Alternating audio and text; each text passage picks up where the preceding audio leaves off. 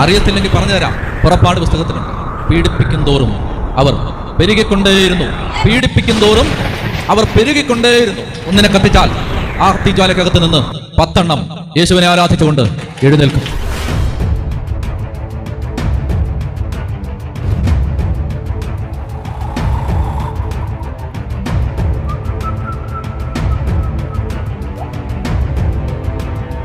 Iran 1935 മുമ്പും Bible കാലഘട്ടത്തിലും Iran അറിയപ്പെട്ടിരുന്ന പേരാണ് പേർഷ്യ.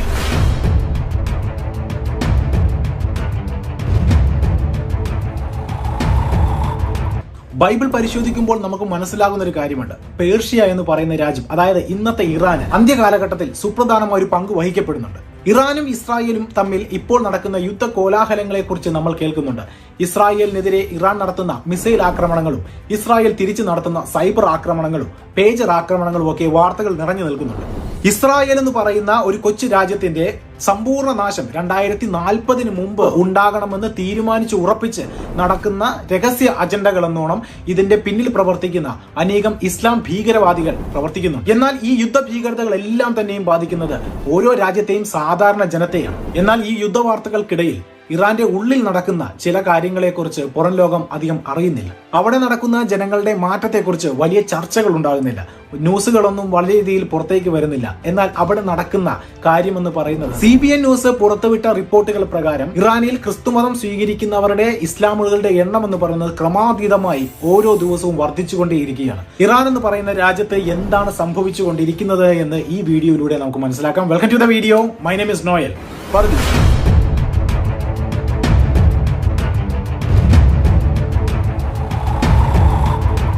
ഇസ്ലാമിക നിയമപ്രകാരം അവിടെ സംഭവിക്കുന്ന കാര്യം എന്താണെന്ന് നമ്മളിൽ കുറച്ചു പേർക്കെങ്കിലും അറിയാവുന്ന ഒരു കാര്യമാണ്. ഇസ്ലാം ഉപേക്ഷിക്കുന്നവരെ കൊല്ലുക എന്നതാണ് അവിടുത്തെ ഇസ്ലാമിക നിയമം തന്നെ പറയുന്നത്. എന്നാൽ ഈ നിയമം നിലനിൽക്കെ പ്രതിവർഷം ഇറാനിൽ ക്രിസ്തു മതം സ്വീകരിക്കുന്ന അല്ലെങ്കിൽ ക്രിസ്തുവിനെ സ്വീകരിക്കുന്നവരുടെ എണ്ണം എന്ന് പറയുന്നത് ഏകദേശം 800% മുകളിലാണ്. അതായത് 2014 കണക്ക് പ്രകാരം അവിടെ ഉണ്ടായിരുന്ന ക്രിസ്ത്യാനിറ്റിയിലെ വിശ്വാസികളുടെ എണ്ണം എന്ന് പറയുന്നത് ഏകദേശം 3 ലക്ഷം ആളുകൾ മാത്രമായിരുന്നു ഉണ്ടായിരുന്നത്. എന്നാൽ 2024 എത്തുമ്പോൾ 10 വർഷത്തിനുള്ളിൽ സംഭവിച്ച കണക്കുകൾ പ്രകാരം ഏകദേശം 30 ലക്ഷത്തോളം ആളുകൾ ക്രിസ്തുവിനെ സ്വീകരിച്ചു, ക്രിസ്തുവിന്റെ അനുയായികളായി തീർന്നു എന്ന് പറയുന്ന ഒരു കണക്ക് പുറത്തു വരുന്നത് ഏകദേശം 800% മുകളിലാണ് ഇതിന്റെ കണക്കുകൾ സൂചിപ്പിക്കുന്നത്. ഇറാനിൽ ഏകദേശം ഉണ്ടായിരുന്ന മോസ്കുകളുടെ എണ്ണം എന്ന് പറയുന്നത് 75,000 ഇതിൽ 50,000 മോസ്കുകളും അടച്ചുപൂട്ടിയ അവസ്ഥയിലേക്ക് കാര്യങ്ങൾ ഇപ്പോൾ എത്തിപ്പെട്ടിട്ടുണ്ട്. ഇറാനിൽ ഉണ്ടായിരുന്ന വലിയൊരു ജനവിഭാഗം തന്നെയും ഇസ്ലാം പൂർണ്ണമായി ഉപേക്ഷിച്ചുവെന്നും എന്നാൽ 1 ലക്ഷത്തോളം ഇസ്ലാം വിശ്വാസികൾ തന്നെ ക്രിസ്തുവിനെ കഴിഞ്ഞ കുറച്ച് നാളുകൾക്കുള്ളിൽ തന്നെ സ്വീകരിച്ചു എന്നുള്ള വാർത്തകളും പുറത്തു വരുന്നത്. ഇത് പുറത്തുവിട്ടിരിക്കുന്നത്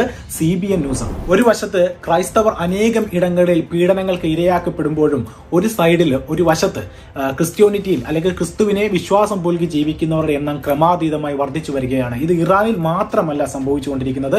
ലോകത്തിന്റെ പല ഭാഗങ്ങളിലും പല രാജ്യങ്ങളിലും യേശുവിനെ സ്വീകരിച്ചു കൊണ്ടിരിക്കുന്ന ആളുകളുടെ എണ്ണം ക്രമാതീതമായിട്ട് വർദ്ധിക്കുന്നു. അഫ്ഗാനിസ്ഥാൻ എന്ന് പറയുന്ന രാജ്യത്ത് രഹസ്യമായി പോലും ക്രിസ്തുവിനെ സ്വീകരിച്ചാൽ അത് ഗുരുതരമായ ഒരു കുറ്റമായിട്ടാണ് കണക്കാക്കുന്നത്. ഈ ഒരു വ്യവസ്ഥ നിലനിൽക്കെ അഫ്ഗാനിസ്ഥാനിൽ യേശുവിനെ കുറിച്ച് അറിയുകയും അന്വേഷിക്കുകയും അതിലേക്ക് മടങ്ങി വരുവാൻ ശ്രമിക്കുകയും ചെയ്യുന്ന അല്ലെങ്കിൽ ക്രിസ്തുവിനെ സ്വീകരിക്കാൻ ശ്രമിക്കുന്നവരുടെ എണ്ണം രഹസ്യമായി അഫ്ഗാനിസ്ഥാനിൽ വർദ്ധിച്ചു വരുന്നുണ്ട്. എന്നാൽ യമൻ എന്ന് പറയുന്ന രാജ്യത്തും ഇത് തന്നെയാണ് സ്ഥിതിവിശേഷം. കാരണം അവിടെ ക്രിസ്ത്യൻ വിശ്വാസം വർദ്ധിച്ചു വരുന്നത് ആഗോള ശരാശരിയുടെ ഇരട്ടി വേഗത്തിലാണ്. വാർത്തകളിൽ നിറയുന്ന ഇറാനെ കുറിച്ച് നമുക്കറിയാം. എന്നാൽ വാർത്തകൾ വരാത്ത അവിടുത്തെ ജനത്തിന്റെ ഉള്ളിൽ നടക്കുന്ന മനം മാറ്റത്തിന് ആ ജനം വിളിക്കുന്ന പേരാണ് ജീസസ് റവല്യൂഷൻ അഥവാ യേശു വിപ്ലവം. എന്തുകൊണ്ടാണ് ഇറാനിലെ ജനത മരണത്തെ പോലും ഭയക്കാതെ യേശുവിനെ സ്വീകരിക്കുന്നതിനു വേണ്ടി മുന്നോട്ട് വരുന്നത് എന്ന് ചോദിച്ചാൽ ചില കാര്യങ്ങൾ പറയേണ്ടതുണ്ട്. ഇറാന്റെ തലസ്ഥാനമായ ടെഹ്റാനിൽ ഇസ്ലാമിക് ആസാദ് യൂണിവേഴ്സിറ്റിയിൽ കുറച്ച് ദിവസങ്ങൾക്ക് മുൻപ് നടന്ന ഒരു സംഭവം വാർത്തകളിലെല്ലാം വളരെയധികം ഇടം പിടിച്ചിരുന്നു. അവിടെ നടന്നത് ഒരു പെൺകുട്ടി തന്റെ വസ്ത്രമഴിച്ച് ഒരു പ്രതിഷേധം നടത്തുന്നത് ലോകരാജ്യങ്ങളിലെ മുഴുവൻ ചാനലുകളും ചർച്ച ചെയ്തൊരു കാര്യമാണ്. വസ്ത്രധാരണവുമായി ബന്ധപ്പെട്ട് വളരെ കർശനമായ നിയമങ്ങൾ നിലനിൽക്കുന്ന ലോകത്തിലെ രാജ്യങ്ങളിലെ ഏറ്റവും പ്രധാനപ്പെട്ട ഒരു രാജ്യം എന്ന് പറയുന്നത് ഇറാനാണ്. പ്രത്യേകിച്ച് സ്ത്രീകളുടെ കാര്യത്തിൽ ശരീഅത്ത് നിയമം നിലനിൽക്കുന്ന ഇറാനിൽ സ്ത്രീകൾ തലമറയ്ക്കാതെ പുറത്തിറങ്ങുന്നത് പൊതുസ്ഥലത്ത് ചാട്ടവാറടി അല്ലെങ്കിൽ വർഷങ്ങളോളം ജയിലിൽ കിടക്കേണ്ട ഗുരുതരമായ ഒരു കുറ്റമാണ്. 2 വർഷം മുമ്പ് ഇറാനിലെ സ്ത്രീകൾ ഹിജാബിനെതിരെ ഇത്തരത്തിൽ നടത്തിയ വലിയ പ്രതിഷേധങ്ങൾ ലോകം മുഴുവനും ചർച്ച ചെയ്ത ഒരു കാര്യമായി. കഴിഞ്ഞ കുറച്ച് ദിവസങ്ങൾക്ക് മുമ്പ്, കൃത്യമായി പറഞ്ഞാൽ 2024 നവംബർ 2 ഫ്രഞ്ച് ഭാഷ പഠിക്കുകയായിരുന്ന അഹൌ ദൈരി എന്ന് പറയുന്ന 30-കാരിയായ പെൺകുട്ടി ക്യാമ്പസിൽ എത്തിയതിനെ തുടർന്ന് അവിടെ ഉണ്ടായിരുന്ന ക്യാമ്പസ് സെക്യൂരിറ്റി ഗാർഡുമായിട്ടുള്ള ഹിജാബിനെ ചൊല്ലിയുള്ള ഒരു തർക്കത്തെ തുടർന്ന് സ്വന്തം വസ്ത്രങ്ങൾ മുഴുവൻ അഴിച്ചിട്ട് അവിടെ ഒരു പ്രതിഷേധം നടത്തി.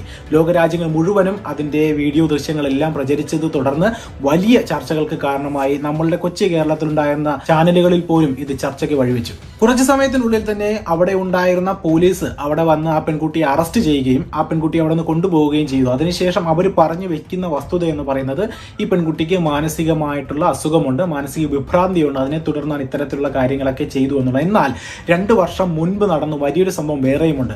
അതിനെ ചുറ്റിപ്പറ്റി നടന്ന ചില സംഭവ വികാസങ്ങളെ കുറിച്ച് പറയുന്നതും ഇത്തരത്തിൽ അന്ന് അറസ്റ്റ് ചെയ്യപ്പെട്ട അനേകം വ്യക്തികളെ കുറിച്ച് പറയുന്നത് അവർക്കെല്ലാം മാനസിക രോഗമുണ്ട് എന്ന രീതിയിലാണ്.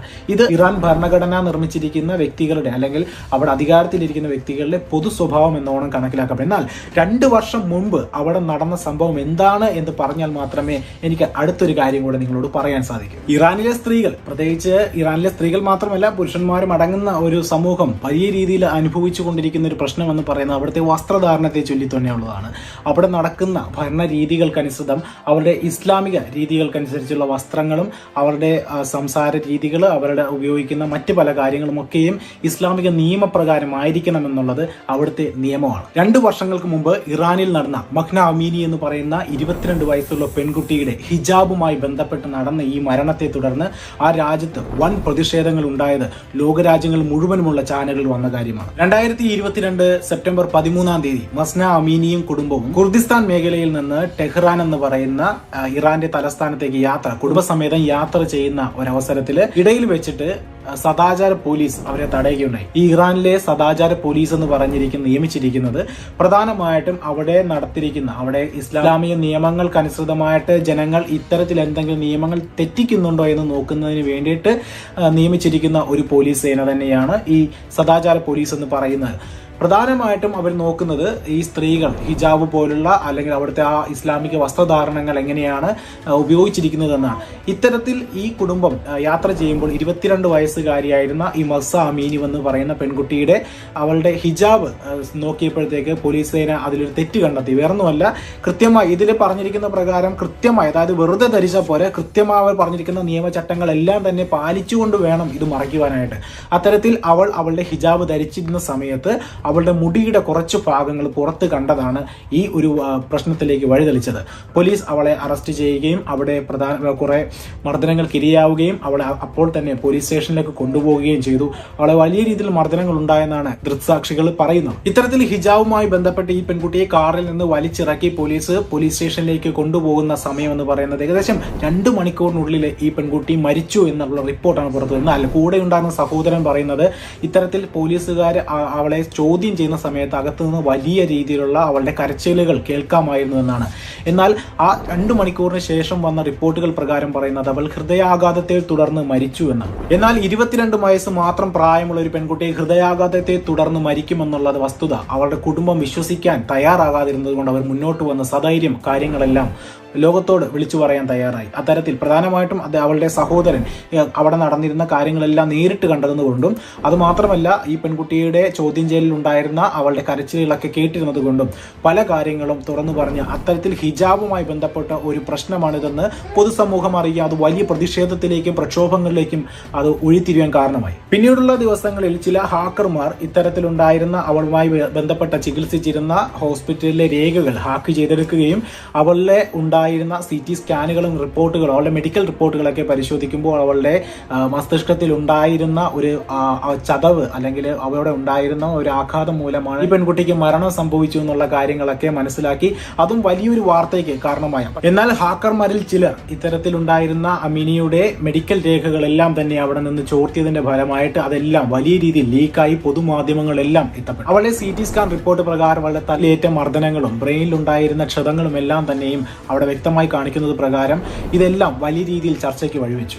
ഈ സമയത്ത് തന്നെ ഒരു ഡോക്ടർ മുന്നോട്ട് വന്നിട്ട് അവിടെ നിന്ന് കാര്യങ്ങളെല്ലാം തുറന്നു പറയാൻ മനസ്സ് കാണിച്ചു. അത് പ്രകാരം ഹൃദയാഘാതം മൂലമല്ല, ആ പെൺകുട്ടി ആശുപത്രിയിൽ പ്രവേശിക്കുന്ന സമയം മുതലേ രക്തം ഒലിക്കുകയായിരുന്നുവെന്നും അവൾക്ക് വേണ്ടിയിട്ട് നടത്തിയ മെഡിക്കൽ ചെക്കപ്പുകളും അതുപോലെ തന്നെ മെഡിക്കൽ രേഖകളും എല്ലാം തന്നെ അദ്ദേഹം കാണിച്ചിട്ട് ഇതെല്ലാം സംഭവിച്ചത് ഇങ്ങനെയൊക്കെയാണെന്ന് പറയുന്നത് പ്രകാരം അതൊരു ഹൃദയാഘാതമല്ല എന്നത് പൊതുസമൂഹത്തിനെല്ലാം വ്യക്തമായി. ഈ ഒരു സംഭവത്തോടു കൂടെ തന്നെയാണ് അവിടെ ഉണ്ടായിരുന്ന ജനം വലിയ രീതിയിൽ പ്രകോപിതരാവുകയും ഹിജാബ് ഭയങ്കരമായിട്ടുള്ള പ്രശ്നങ്ങൾക്ക് പ്രശ്നങ്ങൾക്കൊക്കെ അവിടെ വഴിവെക്കുകയും ചെയ്തു. ഇതെല്ലാം തന്നെയും മാധ്യമങ്ങളിലൊക്കെ പൊതുനിരത്ത് ജനങ്ങൾ മുഴുവൻ ഇറങ്ങി പെണ്ണുങ്ങൾ അവിടെ അവരുടെ മുടികൾ മുറിക്കുകയും ഹിജാബ് പൊതു സ്ഥലത്ത് തന്നെ കത്തിച്ച് പ്രതിഷേധിക്കുകയൊക്കെ ചെയ്തിട്ടുണ്ട്. ഇതെല്ലാം അവിടെ ഉണ്ടായിരുന്ന ഭരണാധികാരികൾക്കെതിരെയും അവിടെ ഉണ്ടായിരിക്കുന്ന ഭരണരീതികൾക്കെതിരെയുമുള്ള പ്രതിഷേധം. എന്നാൽ ഇത് ഒരു ഇഷ്യൂ മാത്രമല്ല, അതിന് പിന്നിലോട്ടെടുക്കുകയാണെന്നുണ്ടെങ്കിലും അനേകം ഇടങ്ങളിൽ അനേകം തവണ ഈ ഹിജാബുമായിട്ട് ബന്ധപ്പെട്ടതും അല്ലെങ്കിൽ അവരുടെ സ്വാതന്ത്ര്യത്തെ നിഷ്കർഷിക്കുന്ന വിധത്തിലുള്ള നിയമങ്ങൾക്കെതിരായിട്ടുമൊക്കെ ഈ ജനങ്ങൾ പോരാടിയിട്ടുണ്ട്.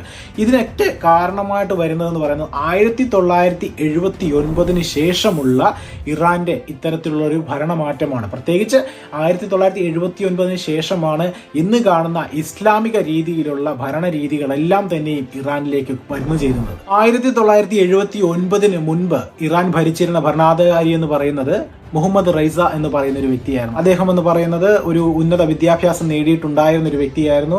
അതുകൂടാതെ തന്നെ ജനങ്ങൾക്കെല്ലാം വലിയ രീതിയിൽ സ്വാതന്ത്ര്യം അനുഭവിച്ചുകൊണ്ട് അനേകം കാര്യങ്ങൾ, നല്ല കാര്യങ്ങളൊക്കെ ജനത്തിന്റെ സുരക്ഷിതത്തിന് വേണ്ടിയിട്ട് ചെയ്തുകൊണ്ടിരുന്ന വ്യക്തിയായിരുന്നു. അദ്ദേഹം നടപ്പിലാക്കിയ പല കാര്യങ്ങളും ജനത്തിന് ഭയങ്കര സന്തോഷമുള്ള കാര്യം. പ്രത്യേകിച്ച് വിവാഹപ്രായം എന്ന് പറയുന്നത് 18 വയസ്സായിട്ട് ഉയർത്തുക എന്നുള്ളതും ബഹുഭാര്യത്വം, അതായത് ഒന്നിലധികം വിവാഹം കഴിക്കുന്നത് നിയമപരമായിട്ട് വിലക്കുകയൊക്കെ ചെയ്തിട്ടുണ്ടായിരുന്ന ഒരു വ്യക്തിയായിരുന്നു.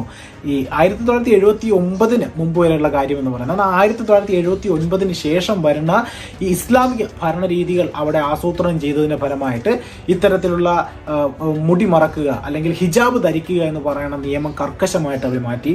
രണ്ടാമതൊരു കാര്യം എന്ന് പറയുന്നത് ഈ വിവാഹപ്രായം 18 എന്നുള്ളത് വീണ്ടും താഴേക്ക് വന്നു. അതുകൂടാതെ ബഹുഭാര്യത്വ നിയമം അത് വീണ്ടും നടപ്പിലാക്കി. ചുരുക്കി പറയുകയാണെന്നുണ്ടെങ്കിൽ ഇസ്ലാമിന്റെ ഭരണരീതിയിൽ, ഇസ്ലാം വ്യവസ്ഥയിൽ, ഭരണവ്യവസ്ഥയിൽ ഇറാൻ അവിടെ ഉള്ള ജനങ്ങൾ മുഴുവൻ ഇത്തരത്തിൽ മടുത്ത് അവരുടെ സ്വൈര്യ ജീവിതത്തെ അസ്വസ്ഥപ്പെടുത്തുന്ന ഇത്തരം അടിച്ചമർത്തലുകൾക്ക് അവർക്ക് ഇനി കണ്ടു നിൽക്കാൻ പറ്റാത്ത ഒരു സ്ഥിതിവിശേഷത്തിലേക്ക് കാര്യങ്ങളൊക്കെ എത്തിച്ചേർന്നു എന്ന് വേണം പറയാൻ. അടിച്ചേൽപ്പിക്കുന്ന ഇസ്ലാമിക നിയമങ്ങളും അതുകൂടാതെ തന്നെ പൊള്ളയായ വാഗ്ദാനങ്ങളും ഒക്കെ നൽകുന്ന ഇത്തരത്തിലുള്ള ഇസ്ലാമിക ഭരണരീതികളോട് അവിടുത്തെ ജനം കംപ്ലീറ്റ് ആയിട്ട് എഗെയിൻസ്റ്റ് ആയിട്ട് നിൽക്കുകയാണ് ഇപ്പോഴുള്ള സാഹചര്യം എന്ന് പറയുന്നത്. ഒരു അജ്ഞാത ആന്തരിക വോട്ടെടുപ്പിൽ ഇറാനിലെ 80% ജനങ്ങളും ഇപ്പോഴുള്ള നിയമവ്യവസ്ഥയോട് എഗെയിൻസ്റ്റ് ആയിട്ട് നിൽക്കുക, അതായത് അവർക്ക് ഈ ഭരണവ്യവസ്ഥയോട് ഒട്ടും താല്പര്യമില്ല എന്നുള്ളത് പുറത്തു വന്നിട്ടുണ്ട്. ഇറാനിലെ ജനങ്ങൾ ചോദിക്കുന്ന പല ചോദ്യങ്ങളും പ്രസക്തമാണ്. പ്രത്യേകിച്ച് 45 വർഷത്തെ ഇസ്ലാമിക ഭരണത്തിൽ ഇസ്ലാം നമുക്ക് വേണ്ടി കൊണ്ടുവന്നിട്ടുള്ളത് എന്താണ്?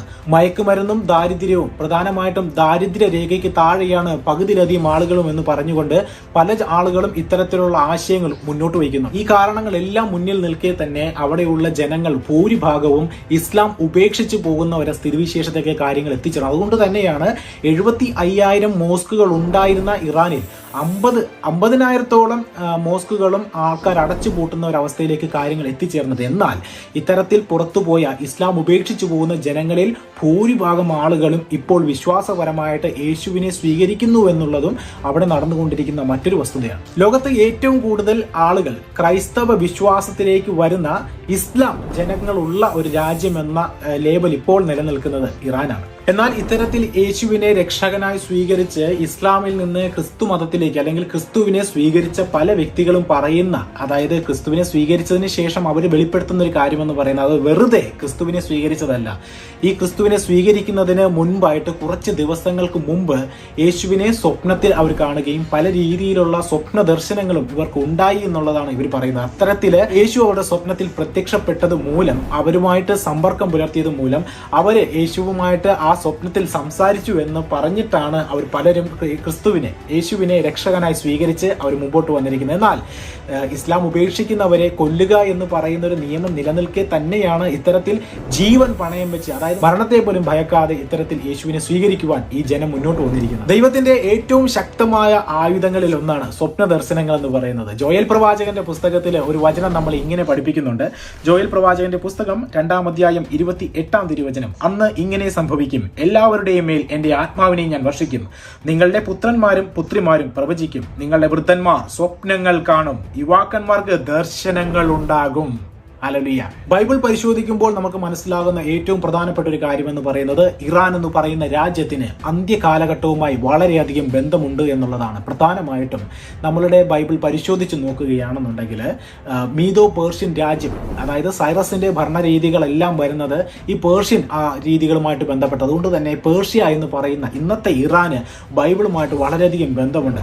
ഈ ഇറാന്റെ ഇപ്പോഴത്തെ അവസ്ഥ നമുക്ക് ഒന്ന് പരിശോധിച്ച് നോക്കുകയാണെന്നുണ്ടെങ്കിൽ ഇപ്പോൾ പറഞ്ഞ ഒരു വചനം എന്ന് പറയുന്നത് അന്ത്യകാലഘട്ടത്തേക്ക് വിരൽ ചൂണ്ടുന്ന പല കാര്യങ്ങളുമായിട്ട് നമുക്ക് ലിങ്ക് ചെയ്യാൻ സാധിക്കും. അതിൽ ഏറ്റവും പ്രധാനപ്പെട്ട ഒരു കാര്യം എന്ന് പറയുന്നത് ലൂക്കായുടെ സുവിശേഷം 21 അധ്യായം 10 തിരുവചനത്തിൽ പറയുന്നത് ജനം ജനത്തിനെതിരായും രാജ്യം രാജ്യത്തിനെതിരായും തല ഉയർത്തുമെന്നുള്ളതാണ്.